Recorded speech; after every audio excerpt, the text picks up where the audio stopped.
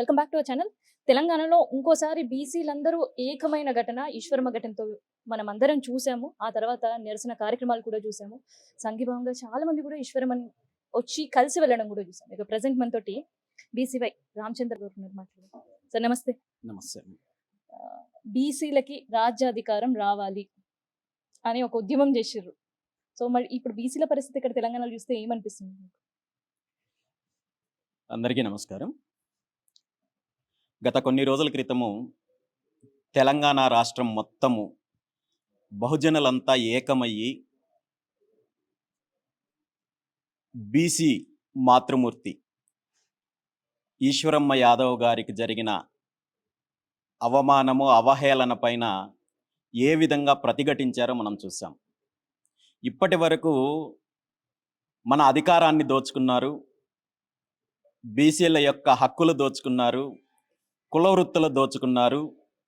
ఇప్పుడు ఆత్మగౌరవాన్ని కూడా దెబ్బతీసే విధంగా అధికారం మదంతో అడ్డంగా మాట్లాడే పరిస్థితి వస్తే ఎలాంటి పరిస్థితులు ఉంటాయో మొన్న జరిగిన సంఘటనలో ప్రత్యక్షంగా బీసీ బిడ్డలు, ఈ రాష్ట్రంలో ఉన్న బహుజనులందరూ కూడా తిరుగుబాటు చేస్తే దాని ద్వారా కూడా ఎవరైతే తప్పు చేశాడో ఆ వ్యక్తికి లబ్ధి చేకూర్చే విధంగా అతనికి రక్షణ కల్పిస్తూ తూతూ మంత్రంగా అతని చేత క్షమాపణలు చెప్పించి అతన్ని కాపాడే ప్రయత్నము ప్రస్తుత ప్రభుత్వము ముఖ్యమంత్రి రేవంత్ రెడ్డి గారు చేస్తున్నారు తప్ప అతను చేసిన అపరాధానికి, అతను మాట్లాడిన నీచమైన భాషకి కేవలము బీసీలను బహుజనులు మాత్రం కాదు, యావత్ మాతృమూర్తులను మహిళా లోకాన్ని అవమానించినా కానీ చూస్తూ ఉంటున్నారంటే అతన్ని సమర్థించి అతన్ని వెనక వేసుకొచ్చి ఏదో రకంగా కాపాడడానికి ప్రయత్నం చేస్తున్నాడంటే ముఖ్యమంత్రి రేవంత్ రెడ్డి గారు మహిళలకిచ్చే విలువ ఎలాంటిదో, మహిళలకిచ్చే గౌరవం ఎలాంటిదో మనము తెలుసుకోవాల్సిన అవసరం ఉంది.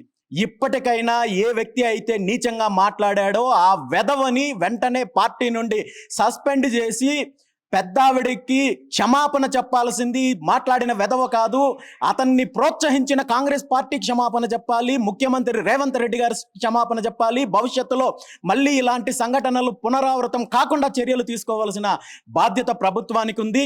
ఏది ఏమైనా బహుజనుల ఆత్మగౌరవ జోలికి వస్తే ఏ విధంగా చర్యలు ఉంటాయో, ఏ విధంగా ప్రతి చర్యలు ఉంటాయో గత సంఘటన జరిగినప్పుడు ఈ రాష్ట్రంలో ఉన్న బహుజనులందరూ, బీసీలందరూ ఏకమయ్యి ప్రభుత్వాన్ని నిలదీయడం జరిగింది. భవిష్యత్తులో మళ్ళీ ఇలాంటి సంఘటనలు పునరావృతమైతే ఇలాంటి పరిస్థితి ఉండదు. మళ్ళీ మీ జోలికి, మీ ఇండ్ల జోలికి, లేదంటే మీరు ఏ విధంగా అవమానపరుస్తున్నారో దానికి 10 రెట్లు మాట్లాడగలిగే సత్తా బీసీలకు ఉంది. దీన్ని గుర్తుపెట్టుకొని ఇప్పటికైనా మీలో మార్పు రావాలి. ఎవరైతే తప్పు చేశాడో ఆ వ్యక్తి పైన చర్యలు తీసుకోవాలి తప్ప మీరు కుటిల రాజకీయాలు చేస్తే దీనికి మీరు సమాధానం చెప్పాల్సి వస్తుందని చెప్పి ఈ సందర్భంగా ముఖ్యమంత్రి రేవంత్ రెడ్డి గారిని హెచ్చరిస్తున్నాను. ఏది ఏమైనా పెద్దావిడ చూపించిన తెగువ, ఆవిడిచ్చిన ఆత్మస్థైర్యంతో ఖచ్చితంగా భవిష్యత్తులో బీసీలలో, బహుజనులలో చైతన్యం తీసుకొని వచ్చి ఈ రాష్ట్రంలో 2 తెలుగు రాష్ట్రాల్లో ఉంటున్న దోపిడీ శక్తుల పైన పోరాటం చేయడానికి అందరం కలిసి మాకు ఉన్న అనైక్యత ఏదైతే ఉందో దాన్ని అడ్డంగా పెట్టుకొని ఏ విధంగా అయితే వీళ్ళు దోపిడీ అరాచకాలు చేస్తున్నారో వాటన్నింటినీ క్రాస్ చేసుకొని ముందుకెళ్ళి ఐక్యంగా భవిష్యత్తులో అధికారాన్ని సాధించడానికి ముందుకెళ్తామని చెప్పి సందర్భంగా తెలియజేస్తున్నారు. మీరు ఒక పక్క రాజ్యాధికారం గురించి కొట్లాడుతున్నారు, ఇక్కడ ఆల్రెడీ ఇచ్చిన చిన్న పదవుల కోసం కూడా కించపరిచే పరిస్థితులు, వీటి నుంచి ఎట్లా బయటికి తీసుకురాగలుగుతారు? మరి ఆ విధంగా కించపరిస్తే ఎలాంటి ప్రతిఘటన ఉంటుందో మనం చూసాము. ఈరోజు బీసీ వర్గాలలో, బహుజనులలో, ఎస్సీ ఎస్టీలలో చైతన్యం వచ్చింది. వీళ్ళు పదవులు ఇచ్చి ఏ విధంగా ఉత్సవ విగ్రహాలలాగా రాజకీయ లబ్ధి కోసము వాడుకుంటున్నారో గ్రహించారు. ఖచ్చితంగా భవిష్యత్తులో అధికారం దిశగా బహుజనులు అడుగులు వేస్తారు, అందులో ఏమాత్రం డౌట్ లేదు. సంవత్సరాలుగా కేవలం బీసీలు అంటే ఓటు బ్యాంక్ మాత్రమే మిగిలిపోతున్నారు, జెండాలు పట్టుకోవడానికి మాత్రమే మిగిలిపోతున్నారు, అగ్ర కులాలని గెలిపించడానికి మాత్రమే మిగిలిపోతున్నారు.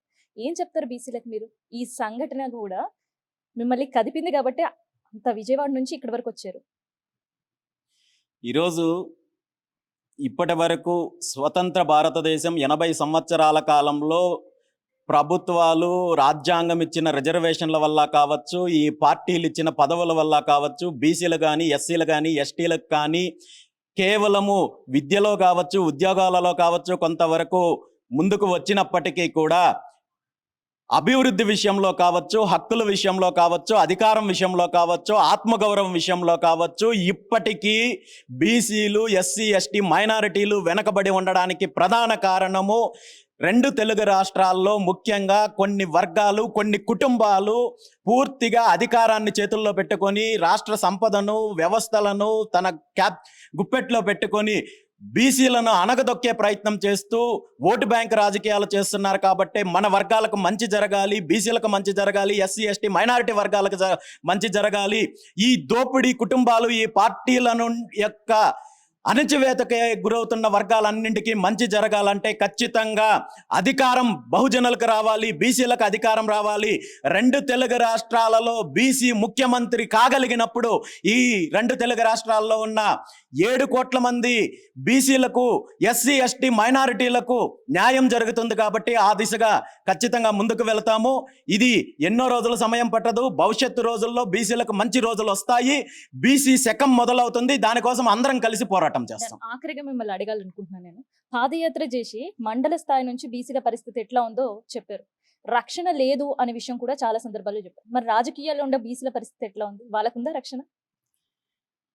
రాజకీయాల్లో ఉన్న బీసీలందరూ కూడా బీసీ నాయకులను కేవలం ఉత్సవ విగ్రహాలు లాగా వీళ్ళు ఓటు బ్యాంకు రాజకీయం కోసం వాడుకుంటున్నారు తప్ప నిజమైన అధికారం కానీ, నిధులు కానీ ఇప్పటి వరకు ఏ నాయకుడికి ఇవ్వలేదు. భవిష్యత్తులో కూడా ఈ పార్టీలు కేవలం రాజకీయాల కోసము, వీరి పార్టీల అధికారం కోసం వాడుకుంటారు తప్ప మరో రకంగా పరిస్థితి ఉండదు. బీసీలకు స్వతంత్రం కావాలి.